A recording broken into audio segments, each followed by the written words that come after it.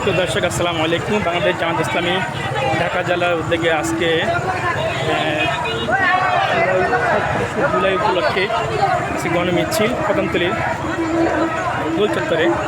তো এখানে DB police সদস্যরা তারা সামনে এগিয়ে যাচ্ছেন, তারা সহযোগিতা করছেন। এর আগে কিন্তু এই ডিবি পুলিশ বা পুলিশ তারা কিন্তু জামাত শিবির দেখলে ধরে নিয়ে যেত, আজকে কিন্তু ব্যতিক্রম, তারা কিন্তু মিছিলের সামনে থেকে সহযোগিতা করছে। আসলে এটাই দিন বদলের চেষ্টা। আমরা এটাই চাচ্ছি যে সত্যের পক্ষে থাকুক পুলিশ বাহিনী, ডিবি সবাই সত্যের পক্ষে থাকুক। আমরা লক্ষ্য করছি এখানে বিশাল এক মিছিল আমাদের জামাত ইসলামী ঢাকা জেলার দক্ষিণাঞ্চল, অর্থাৎ কেরানীগঞ্জ, নবাবগঞ্জ, দোহার এই অঞ্চলে মডেল এই থানাগুলোর উদ্যোগে মূলত আজকের এই বিশাল মিছিল দেখাই।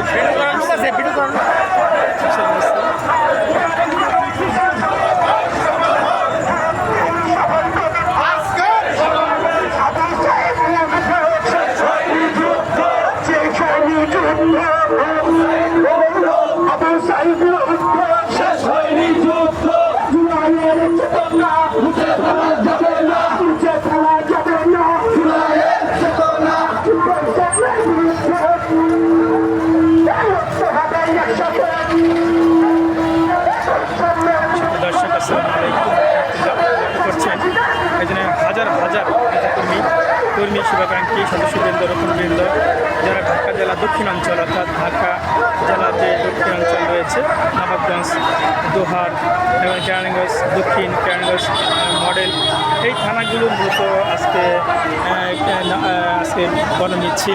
মিছিল উপলক্ষে মূলত আজকের এই সমাবেশ হয়েছে। তারপরে হয়েছে বিশাল মিছিল সেই কদমতলী গোল চত্বর থেকে শুরু হয়ে এখানে হাজার হাজার জামাত ইসলামী তারা এখানে মিছিল করছে। এত বড় মিছিল আসলে এর আগে দেখা যায়নি। আমরা দেখেছি যে 5 আগস্টের পরে বিশাল এক মিছিল ঢাকা দক্ষিণাঞ্চলে এখানে হয়েছে। আমরা শুরু থেকে দেখালাম মিছিল কিন্তু শেষ হচ্ছে না, মিছিল কিন্তু চলমান আছে। সেই কদমতলী গোল চত্বরে শেষ আসতেছে। তার মানে এখানে হাজার হাজার নেতাকর্মী, লক্ষাধিক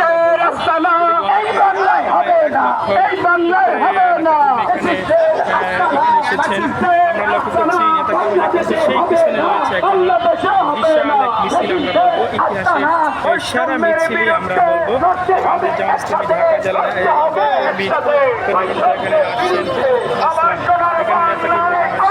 সেই বিশাল মিছিলে যে সাথে রয়েছে সামনে পুলিশ, সেনাবাহিনী, আমাদের আলী ভাই